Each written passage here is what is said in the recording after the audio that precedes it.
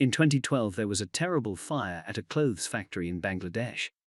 More than 100 people died, and 200 others were injured.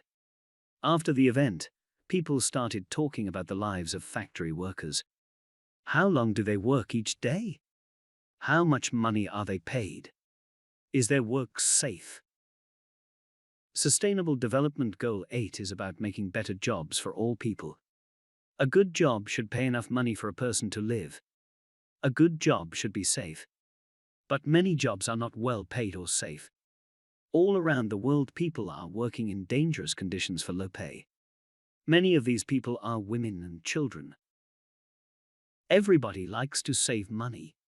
Most people are happy when they can buy something cheaply. But goods are cheap because the people who make them aren't being paid enough. Before we buy, we should think about where the goods come from. Did the person making it get paid properly? Study the issue yourself, and buy only from brands that protect their workers.